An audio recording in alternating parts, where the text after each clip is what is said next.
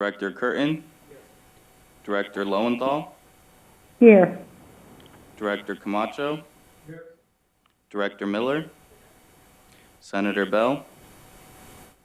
Assemblymember Rambula. Chairman Donza. Here. Director Perea. Here. Director Guillemette. We have a quorum. Okay, excellent. Thank you. And the meeting is called to order. We will do the Pledge of Allegiance, please. You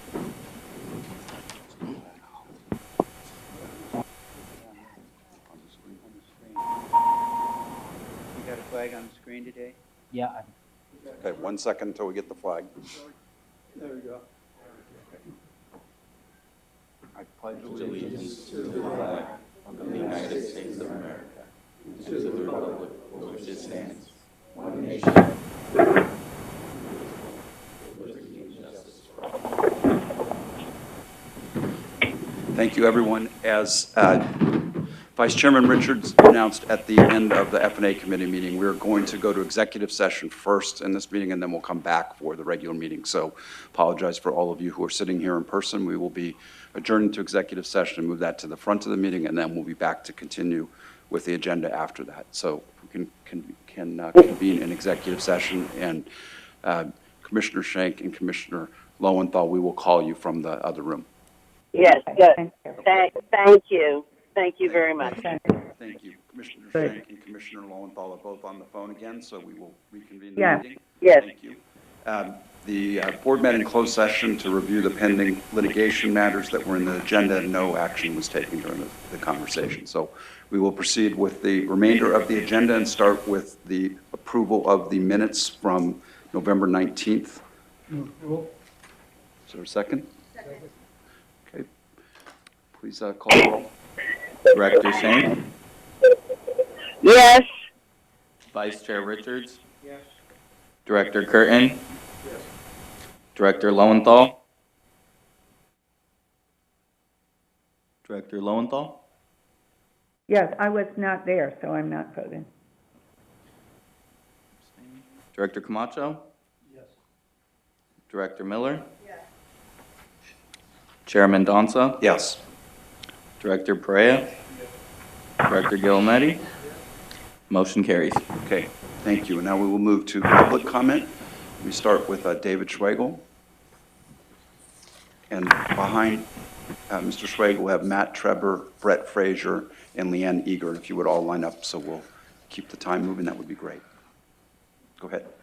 Greetings, HSR Board. David Schwegel with Apex Civil Engineering with two items. First off, driving the economy forward with infrastructure is the theme for the ASCE California Region Symposium, Friday, April 3rd, 2020 at Hilton Arden West. Second, consider staff augmentation with small businesses in order to capitalize on the remarkable efficiency of small businesses and to address the process of hiring state employees, because oftentimes it moves at glacial speed. Specifically, I have mentioned before, Precision Civil Engineering delivered more in a skinny $1 million contract than their predecessor in a $7.5 million contract on Merced to Sacramento. Small businesses are remarkably efficient. It's essentially like steering the jet ski versus the Titanic. I encourage us to give small businesses an opportunity performing various functions, essentially like what we're doing with the County of Fresno now. They specifically needed a traffic engineer, but we're not in a position to go through an extensive procurement process. So they coordinate with Patty Preston, our principal. I was hoping we could do something like that, similar with actual high-speed rail authority, to get small business staff, top level, like, for example, Apex Civil Engineering, give us your best change order manager.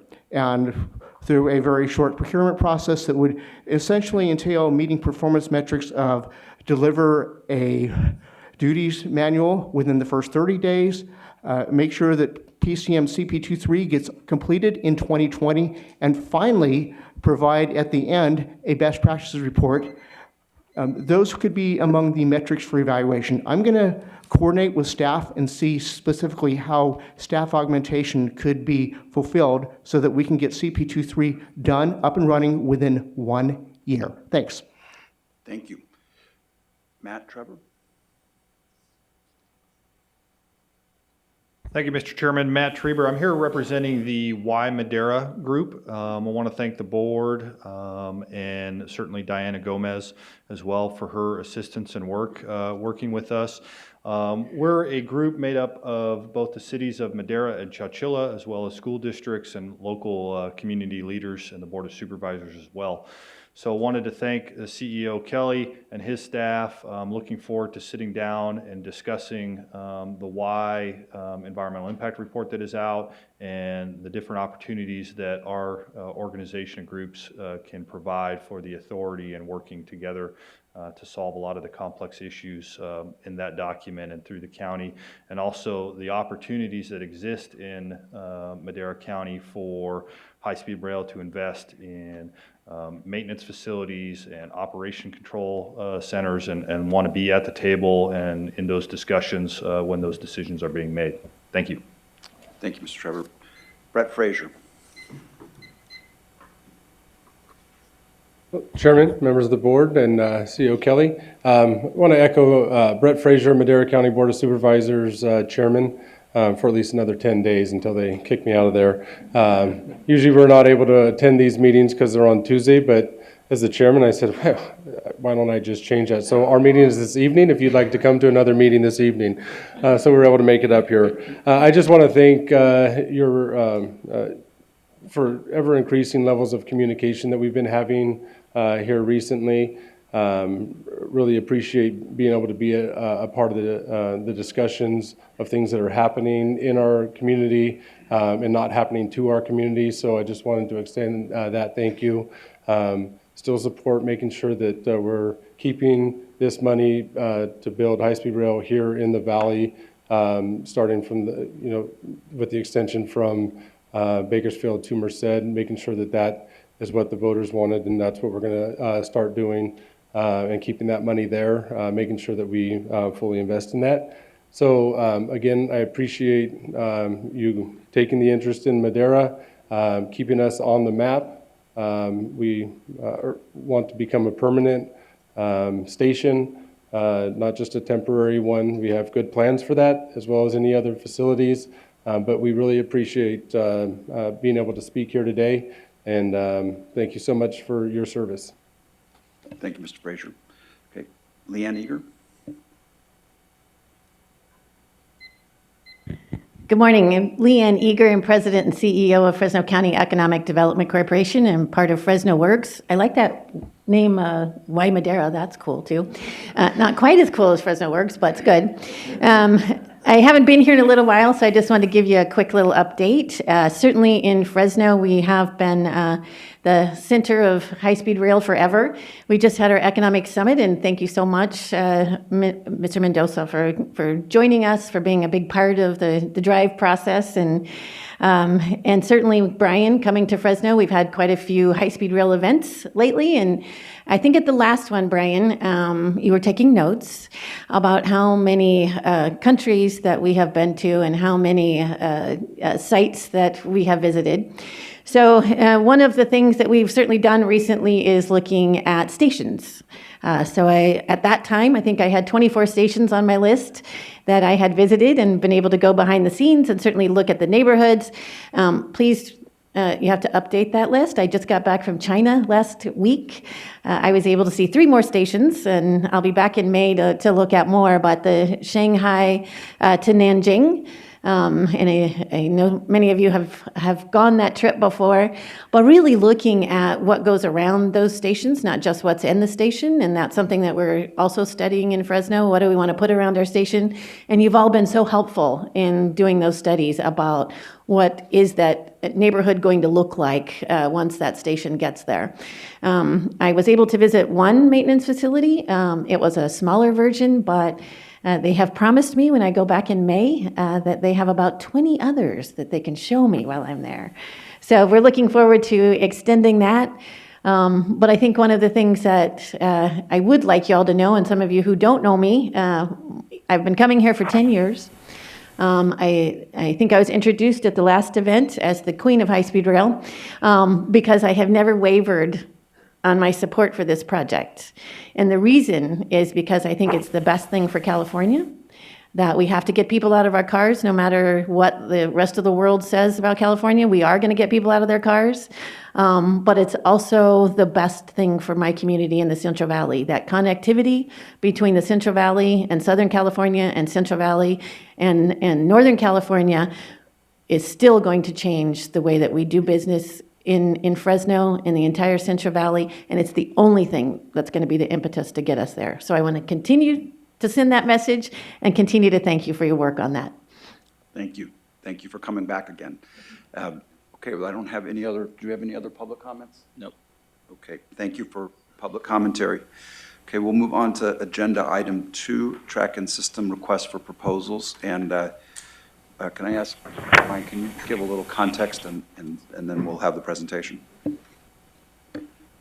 Sure. Thank you, Mr. Chairman. This is the request to move forward with the RFP for the track and systems contract.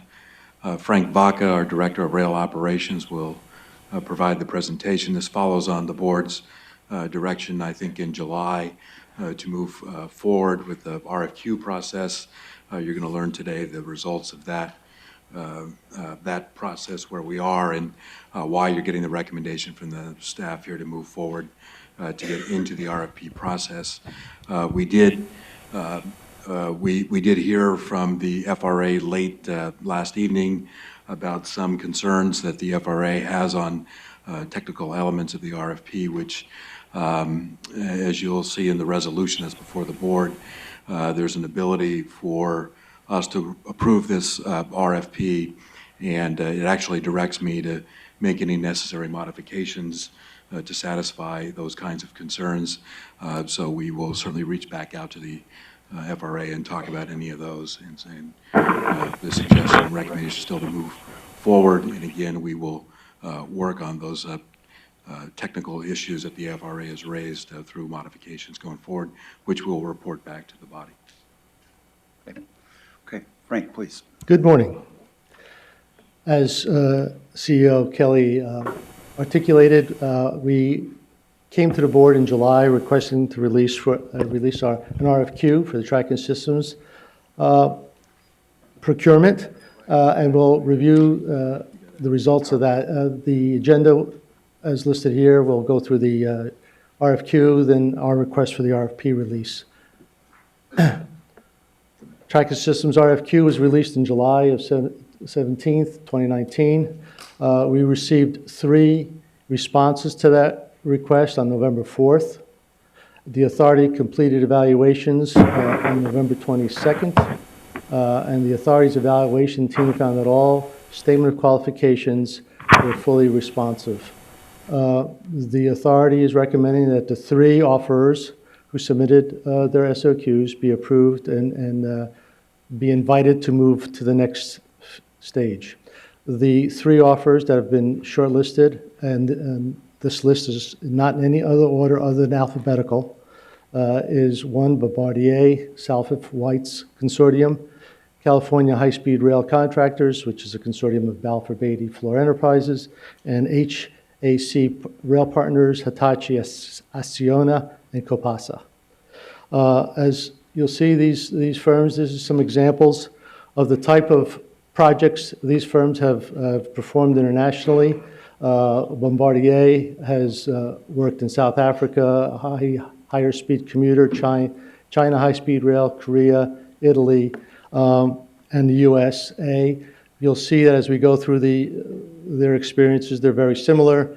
International firm, Balfour Beatty, obviously Netherlands, Germany electrification, Caltrain electrification, Amtrak high-speed rail, and then P3 in the US, but has done multiple projects around the world.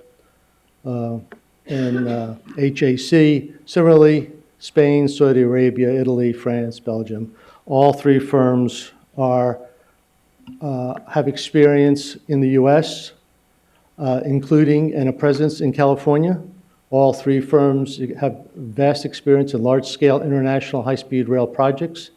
All three firms are familiar with design, construction, and long-term maintenance contracts and have had those type of contracts. And all three firms have been involved in P3 and financing Excuse me, Frank, I have contracts. a quick question. Who are the partners in each of these firms?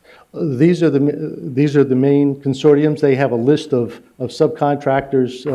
But who are the countries involved with each of these? Most of For example, international firms, Bombardier, Southside, who are the? they are in the Germany, U.S. is it Belgium? Who is it? You mean the parent owner? Yes. There are multiple layers. I can't say most of them. HAC, Hitachi, Bombardier, and Balfour Beatty Floor all have USA incorporations, and they have a U.S. version of their parent company. Some of the parent companies are guaranteeing the work. For instance, Bombardier has their UK parent company, but they have international company above that also. So it's multiple layers. So if I can get back to you on If you could, just like to know which breakdown. countries are involved with each. Who are the partners, major Sure, partners? we can get you how the firms are organized. Yes, the key partners in the consortium. Just a quick clarification, if I may. Could you explain the term equity members in these partnerships? The team consists of 2 equity members, consists of 3 equity members, and then 3 equity members. What does that phrase mean? I'm just unfamiliar. And I can get our finance people on, or the legal team to explain exact is essentially. It has something to do with money, I know that. They have The money part. they have full equity and guarantees towards this project, and I want to use the appropriate legal term here. Hi, Kate Cook from High Speed Rail Legal. Basically, it just means at the moment, the way that they've responded and presented how they're going to be teaming, it's a joint venture, and those are the members of the joint venture, they're equity partners. So they would be then, whomever, they would be entering a contract amongst those parties to be equity members in the venture. It also means they're jointly and severally liable. There you go. Equity partner is an equity partner, which means they're liable for something. There you go.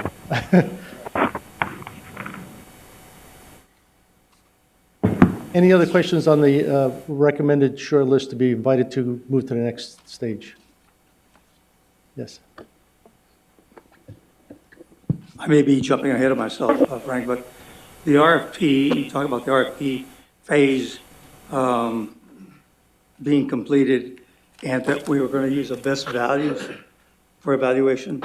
Yes. And then you go on to say that the authority under the procurement process, the selection of the preferred partner will be based on a bid selection in conjunction with qualitative factors. How does that relate then back to? And we'll have some slides on that Okay. coming up, and we'll make sure we address that. Thank you. So the RFP stage is a design, build, maintain, as we've discussed in the July board. The contract will use performance-based criteria, and it includes all the track and system requirements to complete operating high-speed railroad to operate at 220 miles per hour. And the geographic region for this contract is San Jose to Bakersfield. The geographic regions are broken up into 5 sections, 5 separate and distinct NTPs. NTP1 is Madera to Poplar, the original 119 miles under the FRA grant. And that is the NTP we're requesting that the board approve to release at this point. We will come back to the board for request to release each and every of the other 4 NTPs as they are, as appropriate, as the time is required based on financing and actual construction situation. The budget for this RFP is estimated to be at $1.6 billion for NTP1. It includes all of the FRA grant requirements and the installation and testing of all the systems required for a 220-mile-an-hour high-speed rail operation. It is part of the baseline approved by the board of 15.6 That 15.6 includes all of the environmental requirements and other bookends that the board approved earlier this year. This contract also allows for a $2 million stipend to be paid to all responsive, unsuccessful proposals. This is consistent with what we've done on the other major contracts that we've let, the other design-build contracts. And so as long as the offer provides a responsive proposal and is not successful, then they would be entitled to a $2 million stipend. The evaluation criteria, and this is where we'll get to, maybe hopefully I'll be able to answer your question, Director Camacho. Essentially, the evaluation will be a 50-50, 50% price, 50% technical evaluations, best value. The price includes, the capital price includes the design and capital construction costs, plus the net present value of the 30-year maintenance portion. And that will then generate 50% of the points for this evaluation. The net present value will extend then for the maintenance period of 30 years? That's correct. We will, each year, they provide an annual cost for maintenance, annual cost, and that'll be brought back in net present value at the same year of expenditure for the capital cost. So they'll be equivalent. Using which index? There'll be net present value, but there'll be escalations. The contract has escalation indexes for labor, commodities, and associated index, the 3 inflation indexes that can be used for the 30-year maintenance period. Then the second portion of the evaluation is the technical portion. We'll be evaluating their programs on RAMs, life cycle, on certification, on safety management, and a host of technical scores, a design, their choice of the systems that they design, and plus small business management plan, which will be 10% of that technical portion. That score then will be added to the price score, and the best value will then be the successful offerer. Okay. The staff requests the board to approve the release of the track and systems RFP to the shortlisted firms. We would release the RFP in December once Chairman CEO Kelly has completed his discussions with the FRA. We would have an industry forum to show the sites to the bidders in January. Proposals would be due June 30th and would be back to the board with a recommendation in September of 2020 and NTP to follow thereafter. One question, in the criteria of evaluation, is there going to be a requirement that they all have union workforces? The GPs do, again, it's a legal discussion. So can you, I'm not sure how explicit it is. Okay, there you go. Director Perea, Kate Cook again with legal. The community benefits agreement, the CBA, is part of the requirements of the general provisions of the requirement, so yes. So yes, they will be required to have a union workforce. That is my understanding, yes. Yes, okay.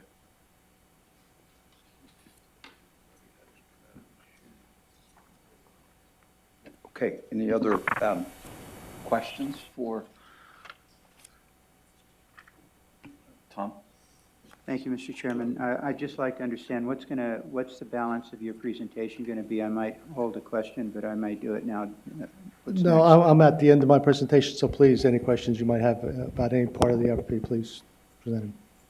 Okay, so this is the end of your presentation? Unless I can respond to Okay, specific fine. questions on construction or something else. Let me just ask you a general question then that will certainly help me. I don't know if it'll help my colleagues or not, but having not been involved in building a high-speed rail line before, can you just explain it, because it's a part of the process we're going into now with tracking systems.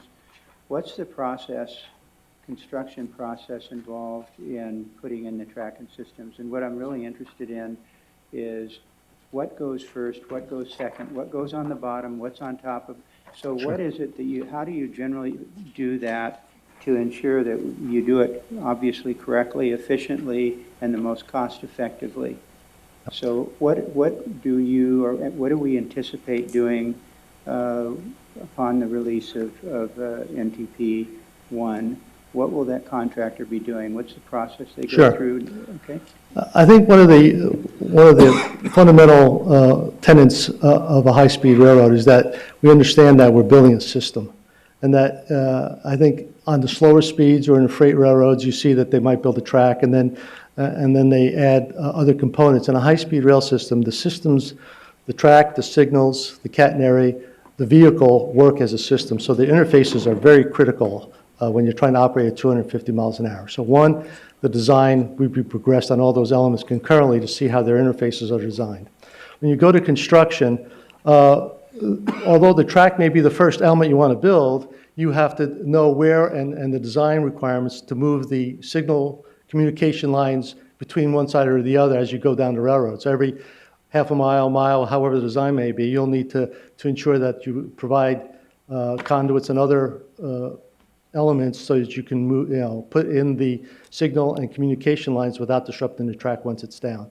So the primary effort will be to put the track down, but before you do that, you have to make sure you don't want to redisturb what's being constructed and throw away costs or whatever. So it'd be the construction of the track with any elements that are that need to go under the track, and that's why you need to bring that design together. But not only our first milestone is primarily the track, but that would be the normal course of construction anyway. And that track element is the critical path right now to the ARA requirements, and it would be the first one under construction, and is a first deliverable for us to ensure that. Okay, so I mean, I recognize it's the primary on our minds with regards to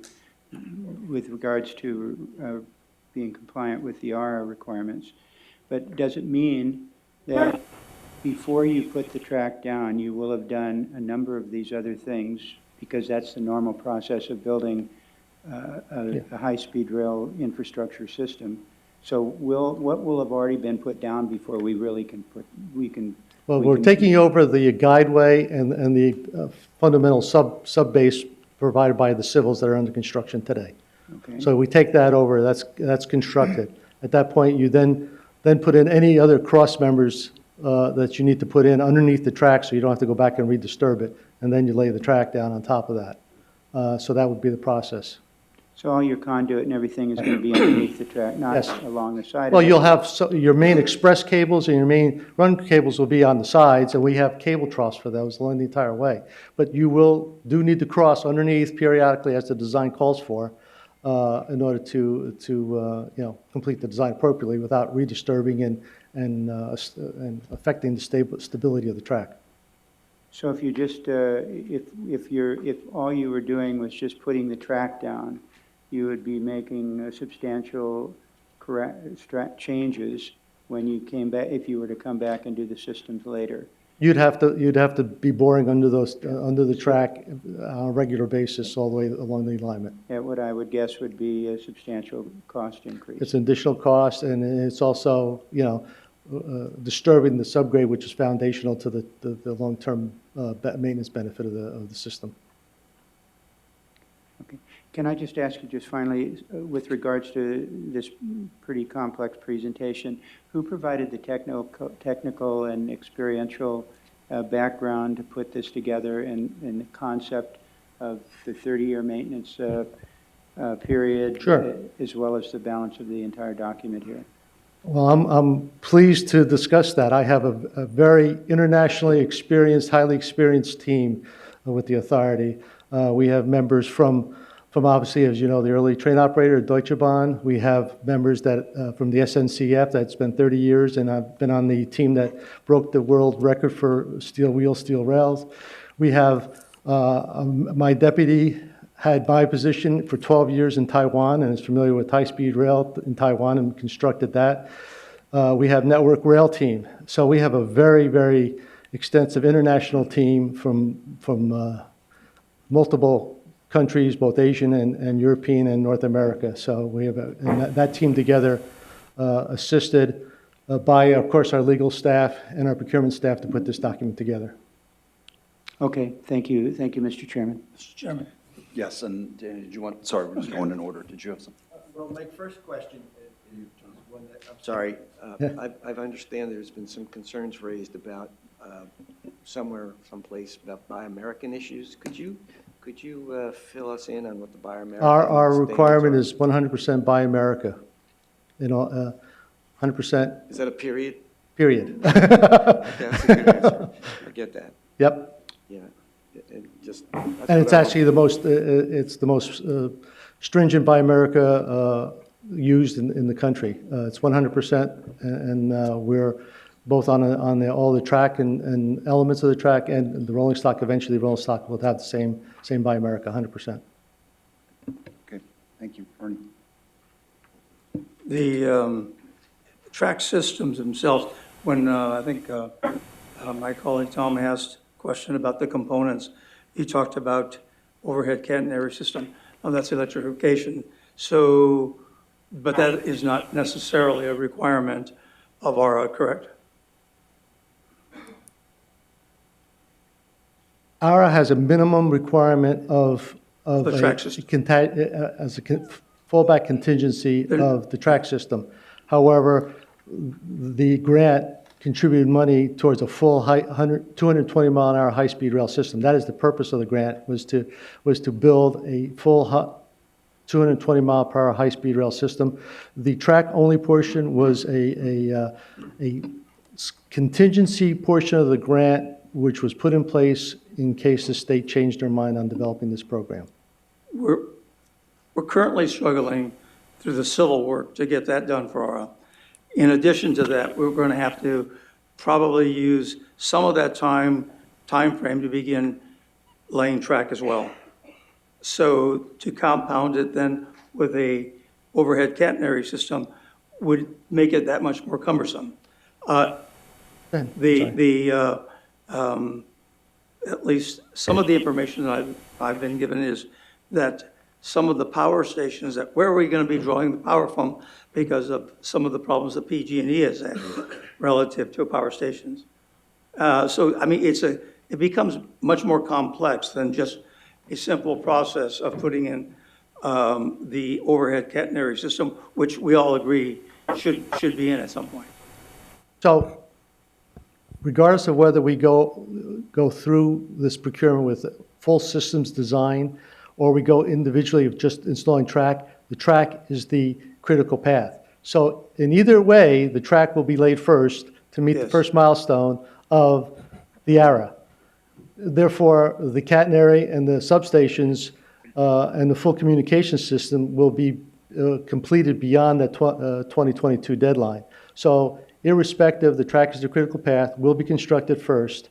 We do have the agreements in place for the design, and we will be coming back to you in a few months for the construction contract for PG&E to begin the design construction of the transmission lines to our substations. What do you estimate the cost of the overhead catenary system alone? I would say that the track system is about 60% of the 1.6. The signal system and the catenary would probably share the rest. So maybe 25% to 30% of the 1.6 billion. But the track is by far the 65% of the 1.6 billion. Thank you. Okay. Other questions or comments? And I also want to make sure that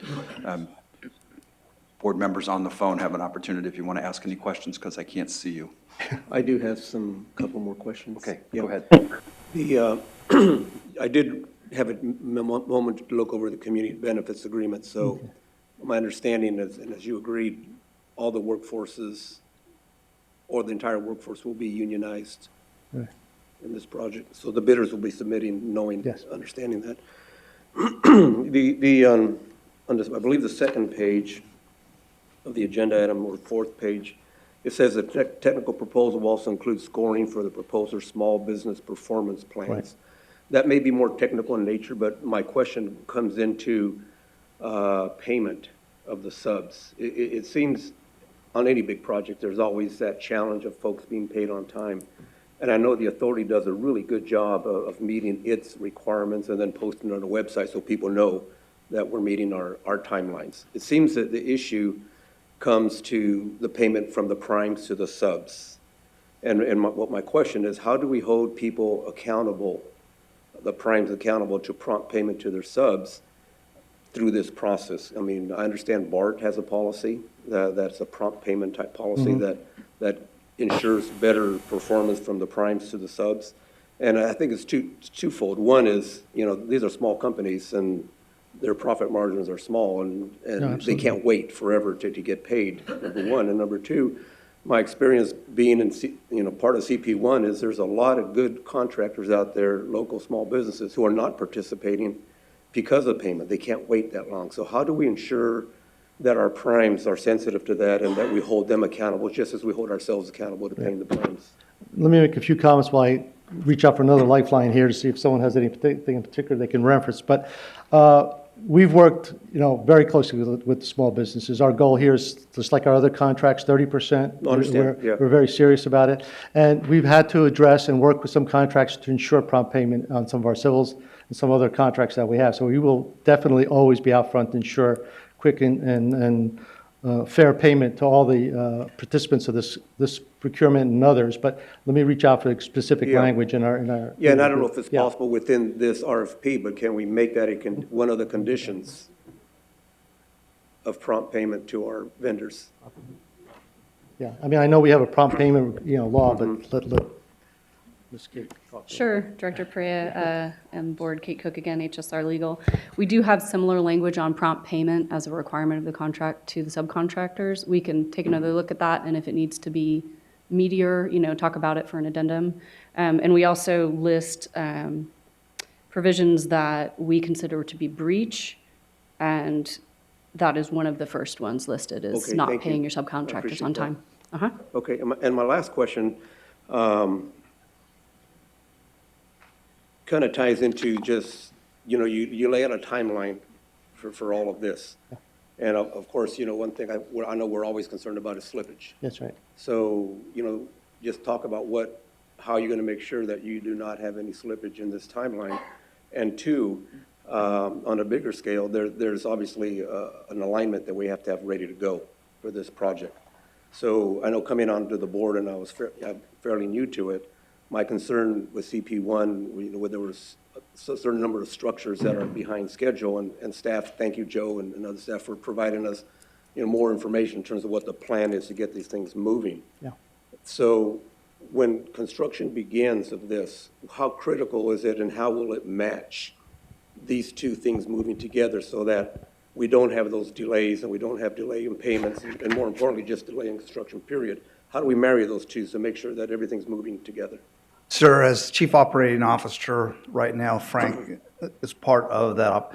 All those aspects are being coordinated within the office. What we've been working with right now is with Frank and Railroad and the CPs is to ensure the turnover of these 5-mile segments.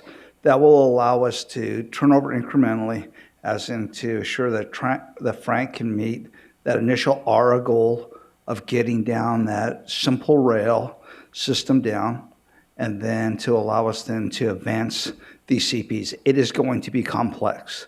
Right. As I spoke already at FNA, the optimum is linear, is to come from either north or the south and continuous. That isn't going to be the case here. So we've accommodated for that in this RFP. Okay.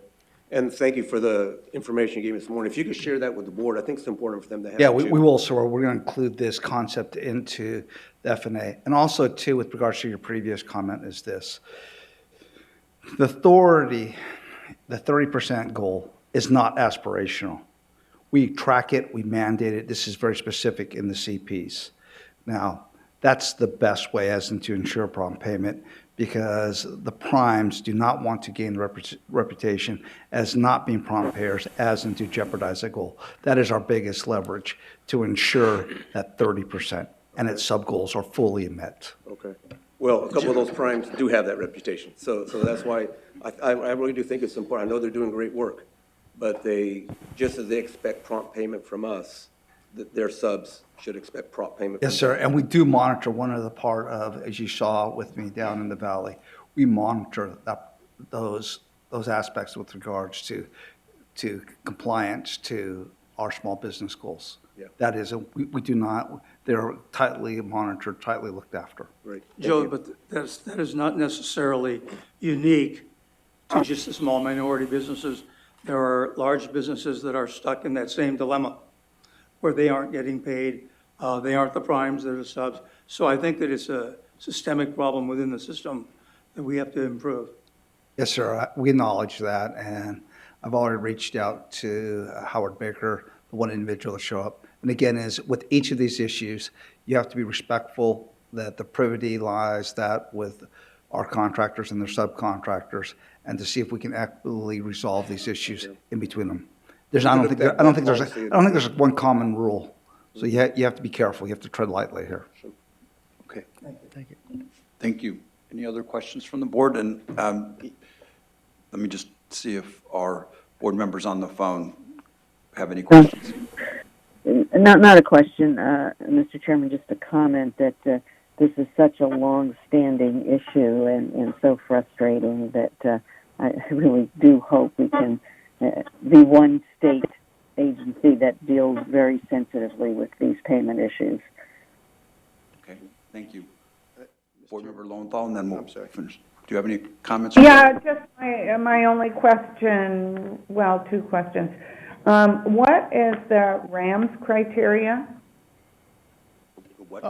It's reliability, accessibility, maintainability, safety. So essentially, they're we'll be deriving the KPIs, the key performance indexes from the RAM. So that is the performance of the system after it's designed and how reliable it is, and mean time between failures, maintenance to be able to respond to a failure. So those are the kind of plans that are in the technical section that prove that their system's designed appropriately for our requirements. The next time we will be voting on this will be September? Yes. Okay, so we still have an opportunity to vote again on it. And I did ask in my briefing the other day, I'll ask it again, is I assume that we're not going to go forward putting in track until we have 100% of the right-of-way. Right. The remaining parcels in the right-of-way team are scheduled through 2020 to be fully acquired, and so we will, when we come back to the board for the request to award, those parcels should all be 100% acquired, and we can discuss that at that board meeting. Okay, and then my only interest is, I think, has been stated by others about the electrification. I understand you can't do tracks without some of the construction having electrification materials be put in at the same time. But for the catenaries, we'll still have a chance to weigh in on that? The RFP is for a full high-speed rail system to operate at 220 miles an hour. So this procurement does not allow for the separation of the project elements to achieve that goal.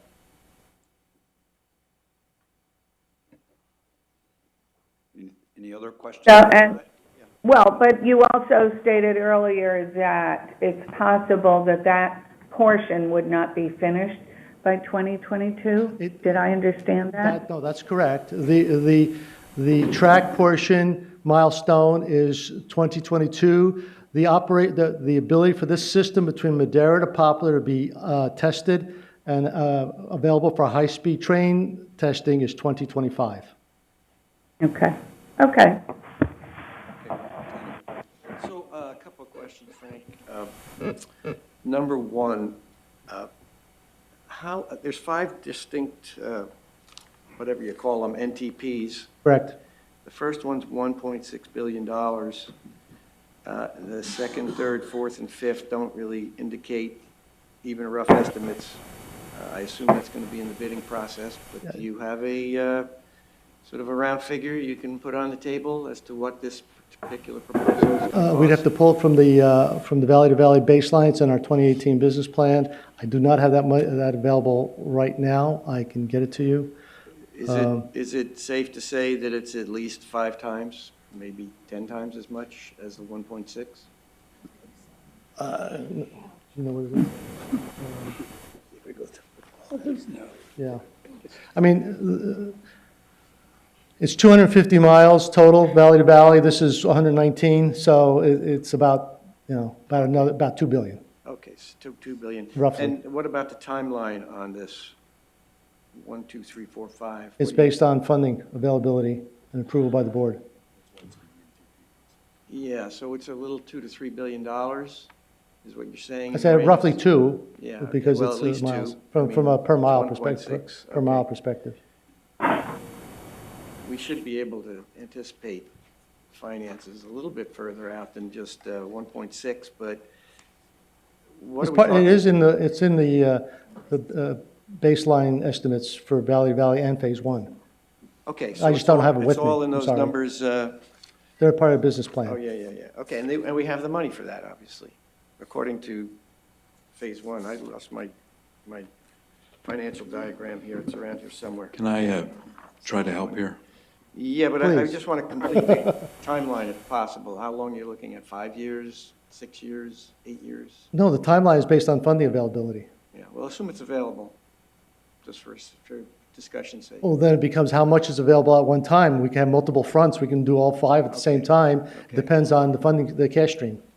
Sir, as you know, we're committed to the building block approach. Yeah. Right? Currently, the board has approved a baseline of 15.6, what allows for the construction of the Central Valley 119 test track.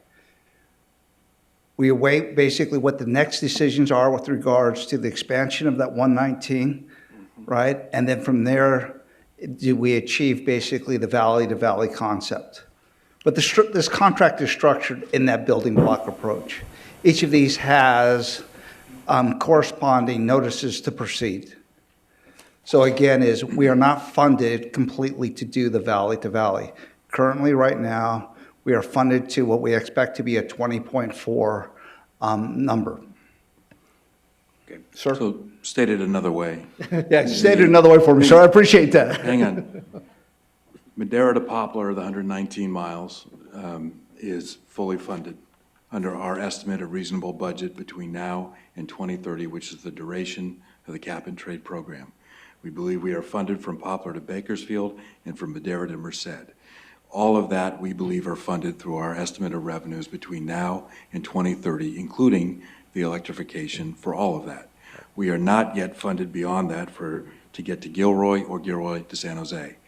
Because of that, we are structuring this in an NTP process where we approve the first, do the work, come back to the board to approve each NTP along the way for approval of what we're doing to ultimately build electrified high-speed rail in California through a building block approach. The first deliverable in the 119-mile segment is to get the simple track down for the 119 that would not be fully electrified in terms of that process to meet the 2022 ARA deadline. The electrification elements of that would likely occur beyond 2022, but in time to get a test track operating, we hope, in roughly the 2025 timeline. Correct. Okay? Well said, sir. That answer, Danny, or other? Well, I have to raise a concern that was brought up by the peer review group about the extent of this contract. And, we did learn some lessons about getting too far ahead of ourselves on right-of-ways and things of that nature. So, I'm looking at the letter that came in, and I share this concern that this is a fairly extensive contract, and a lot of it is a little further out. I'm trying to find a document, but that's okay. A little further out than we're ready for, and I'm wondering why we're embarking on this contract in such a large scope. And let me just read from the letter, and it was also brought up in a hearing recently from the peer review group. This proposal will of necessity constitute an extremely large planning and operations planning. The proposal will of necessity constitute an extremely large and complex project requiring diverse skills and lasting many years. We urge the authority to present this plan in detail in the 2020 business plan before making a final commitment to issuing such a large and complex contract. In addition, large and complex contracts are often protested, and the time schedule to meet the ARA requirements would be immediately threatened by such a protest. I'm a little bit concerned about that, but since we are doing it segmentally, that wouldn't be have the same potential of slowing down what I think is, mission one, which is the FRA agreement on the 119 track. HSRA staff has agreed to continue conversation with the PRG on this contract process and has agreed to present this plan in greater detail in the 2020 business plan. Has that further conversation been held with the PRG? Because we have a meeting with the PRG on December 12th. We've had engagement with the PRG since our last meeting before that letter was drafted, and candidly, I think the criticism of this contract based on prior design, build, construction contracts is entirely misplaced. And I say that because the lessons we primarily learned from the design, build, construction contracts is don't award a contract before you have the right-of-way in hand.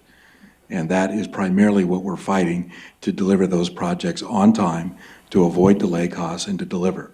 And that is a mistake that's not relevant here, and not something that we're going to do in this process, nor are we going to do it in the subsequent construction projects or contracts that this body awards. We've indicated the lesson learned, and we're applying that lesson learned going forward.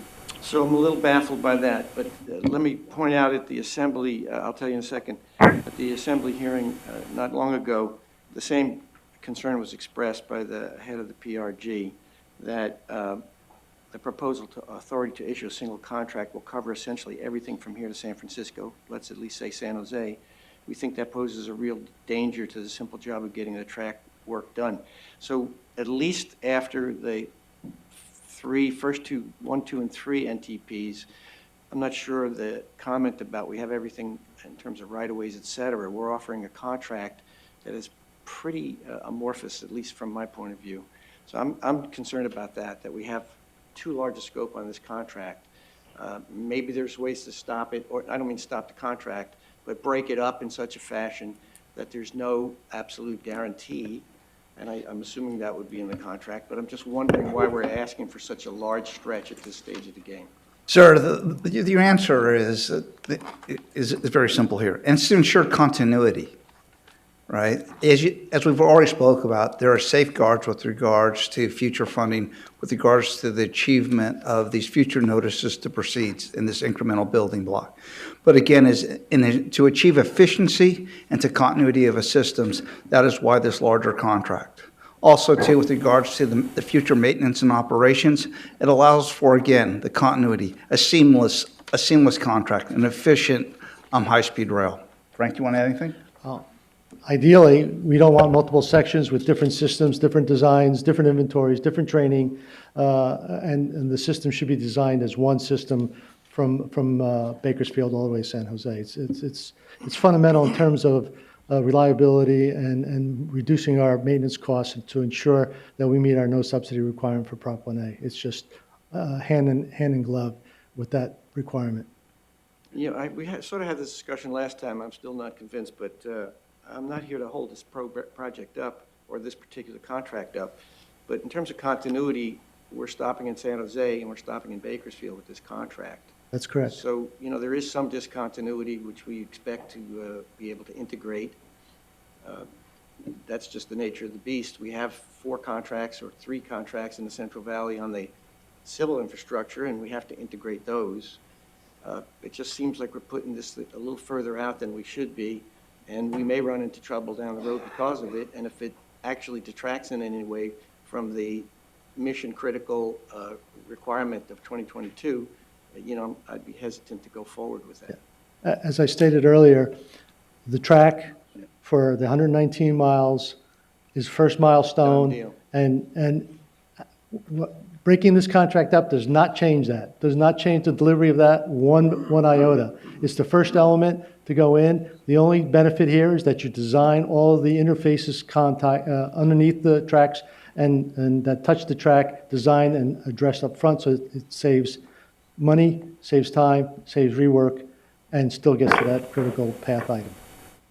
Okay, I'd like to, at this point, I think, unless there's any other things that we haven't addressed, ask for a motion on. I'd like to make a motion, Mr. Chairman.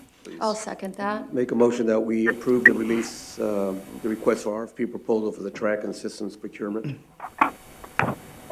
As outlined as resolution 1911, right? Yes. And with staff to go follow through on the suggestion of a prompt payment policy, Yes. if it makes sense for this or just a broader policy. Absolutely. Is that a second? That was my second. Thank you. And I'd like to just make a comment that might be a bit of a change unless it's already in there, and in response, if I could, Mr. Chairman, in response to what Danny was talking about also.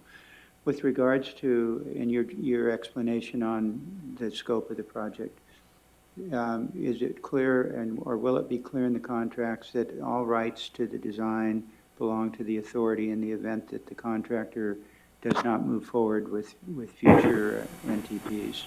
Yes, we own all the designs and intellectual property. That's in, that is, that It's will in be it. in the contract. I'm 100% sure, but we will verify it to be 1,000% sure. I would support it with that incorporated in the motion. We call the roll, please? Is that in the motion? It's Yes. in the contract, I see it in the. It's in the Yeah. contract, It's but in the if you want it in the motion too. No, I just want to know if it's there or not. I don't think we need it in the motion if you're saying it's in the contract. It's in the Okay. contract. I agree. Okay. Please call the roll. Director Shane, Yes. Vice Chair Richards, Yes? Director Curtin, Yes. Director Lowenthal, Yes. Director Camacho, Yes. Director Miller, Yes. Chairman Danza, Yes. Director Perea, Yes. Director Gilmetti. Yes. Motion carries. Thank you. Thank you, and thank you. That was a good, robust discussion. I appreciate everyone taking their responsibility very seriously on this. This is a major step. Thank you. Okay, can we move on to agenda item 3, the conflict of interest code? Please, Alicia.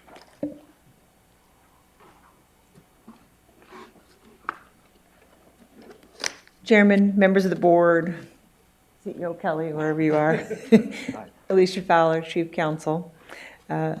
This item involves amending the authority's conflict of interest code. By statute, we have to have one, and by statute, we have to review it every 2 years to ensure it's updated to reflect the business we are doing and the reporting required of our business. We have reviewed and made amendments, which we are proposing be brought forward. They mostly address the changes in structure of the authority, both employees and consultants. We've added different employee lists and different consultant names or categories, and we've also added disclosure categories or modified them to reflect our current process. We've noticed this document out to the public as required by law. FPPC has certain rules. It's been out, emailed to all of our staff. It's been out on our intranet and also put forward on the regulatory notice register as required. We received some comments and responded to those, which are in your packet. We've also worked very closely with the FPPC to ensure this meets all the requirements. So we would ask that this board approve and adopt the attached updated conflict of interest code for the authority. Are there any questions on this issue? Questions or comments? Bonnie or Lynn, do you have any questions since I can't see you? No. No. Okay, then we'll accept the motion to approve. So moved. Second? Please call the roll. Director Shane, Yes. Vice Chair Richards, Yes. Director Curtin, Yes. Director Lowenthal, Yes. Director Camacho, Yes. Director Miller, Chairman Danza, Yes.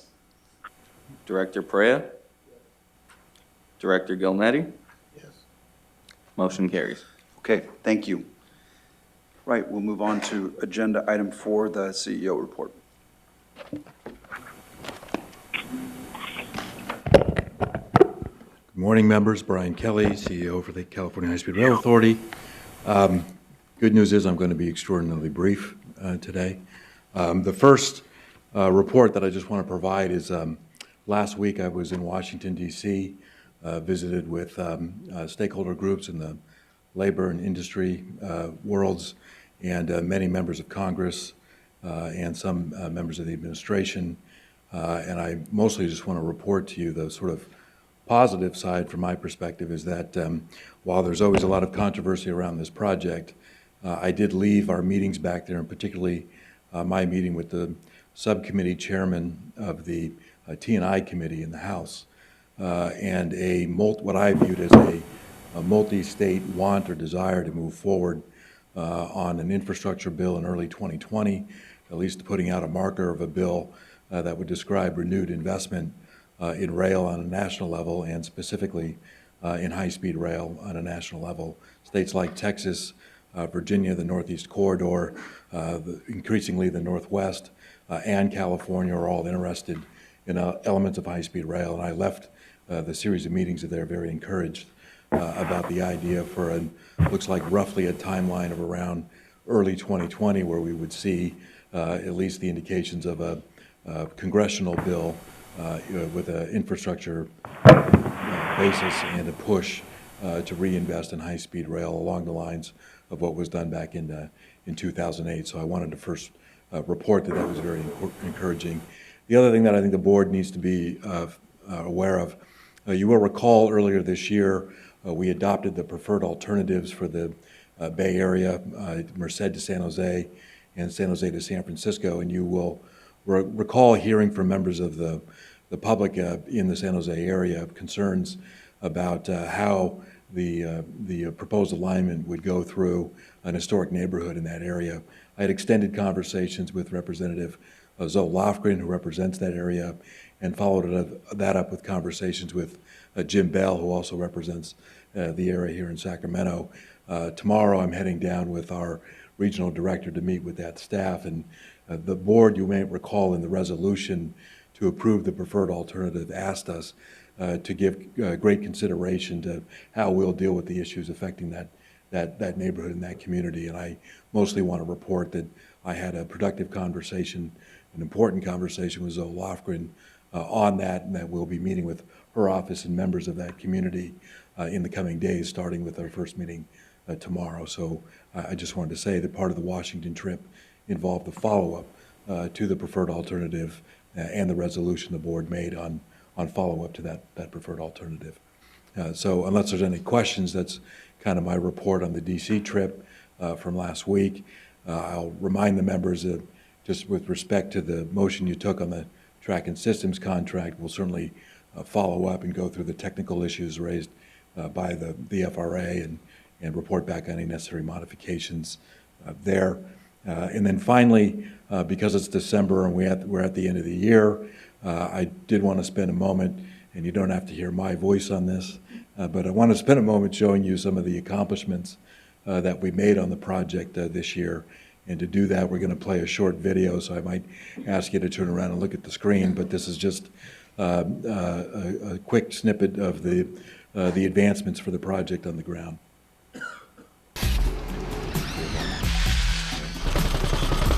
2020, a new decade, a new dawn for high-speed rail. But before we can look ahead, let's look back at the program's progress in 2019. This was a year of new projects coming online, existing projects finishing, and major steps being taken to ensure this project stays on track. In early 2019, the High-Speed Rail Authority and Caltrans celebrated the completion of the State Route 99 realignment project. This project moved the main artery through central Fresno 100 feet to the west, making room for high-speed rail tracks. It's also replaced 2 overpasses, improved pedestrian access and traffic patterns. I see it as a gem and really a true benefit for the entire city of Fresno. Avenues 11 and 8 were also completed this summer, creating grade separations between traffic and future high-speed rail lines. While Avenues 12, 15, 10, and 7 should be complete in the next few months. You can't miss the newest addition to the San Joaquin River Viaduct. Twin concrete arches were constructed in late fall, creating the northern gateway into Fresno. While another signature structure to the south, the Cedar Viaduct, has seen construction expand across State Route 99. Some 100 feet below State Route 180, construction of the box portion of the Fresno Trench is complete. Thousands of cubic yards of concrete make up the walls, floors, and top of this impressive structure. Work is ramping up in Construction Package 2-3. This was partially helped by an agreement with Kings County that has allowed work in this construction package to expand at a much faster rate. There are now 14 active construction sites within CP23, including Excelsior Avenue, where work is nearly complete. And a bird's eye view shows how Construction Package 4 is shaping up. At the Garces Highway Viaduct, crews are prepared for concrete pouring, setting the tone for progress there. Major work is also underway on the largest structure in the construction package, the Wasco Viaduct and Pergola. Wasco is also the site of the largest utility relocation on the project, with the moving of a level 3 fiber optic line within the city limits. From Madera to Wasco, over the next 12 months, expect to see more projects come online and more projects complete. That's our 2020 vision of high-speed rail as the project continues to come into focus. As you all know, we've got plenty of work to do going forward. We're focused on meeting our obligations to our federal partners under our federal funding agreement, and we're doing all things we can to make sure that happens. So again, that's just a brief a video describing what we've done in 2019. We will be making that available more broadly with the public. And with that, that's all I have, Mr. Chairman. Okay. I had a chance to tour that viaduct and the others, which we mentioned in the last meeting, but it is much more impressive to see this in person than it is to look at it in a video, however impressive the video is, but it's nice to see that progress, so thank you. Any questions? Or yeah, just Brian, real quick. I wanted to thank you for your leadership, and I'm glad you're the right guy, right time, leading us through this effort. Thank you. I appreciate that. Thank you very much. Okay. Then with that, let me thank you. Brian, turn to the Tom Richards can do a quick F&A report. Many of the members were there, but it was sure. Thank you, Mr. Chairman. We started the F&A meeting this morning before this board meeting with a very short update on the business case report from KPMG for the Bakersfield-Merced interim segment. Some of the information on ridership has been received and is being evaluated. There's some more coming. The expectation is to have the report done and available for presentation in the January timeframe for the F&A meeting as well as the board. Regarding financial reports, generally I think good information from CFO Annis in terms of varying financial metrics and our performance within those metrics, reduction in dispute summary, the cash balances, which are substantially higher than they were a year ago this time. Nothing really to report untoward with regards to the financial reports on capital outlay. It has been and continues to be a concern. It's certainly improving. As you're probably aware, this year's fiscal year's budget is $2.255 billion. We are substantially behind the spend rate at the end of the first quarter of this fiscal year. We anticipate seeing improvement based upon the report of our Chief Operating Officer will report that improvement, but certainly it's better than it has been. It's just not where it needs to be in order to have more confidence that we can meet the 2022 ARA deadline. Certainly, I think that from what we understand, management and staff is working towards that. We all believe that it's a challenging it's a challenging job. I think it's with the information that we're seeing, it's certainly more positive than it had been earlier in the year. That being said, we still need to see quite a lot more. I think that's really it. What we're needing to spend is about $188 million a month in order to meet the budget. We're going to take a little bit closer look at what's embedded inside that budget and have reported back to F&A next month those areas that we seem to be faltering more than in others, and ensure that they're not in areas that are impactive with regards to the construction rate and the construction spend. And I think that's about it, Mr. Chairman. Okay, any questions for F&A committee? Okay, then with that, since we did the executive session before the meeting, we will declare the meeting adjourned and wish everyone a happy holidays and see you in January. The same to you and to all of you there. Thank you. Thank you, Lenny, and all of you.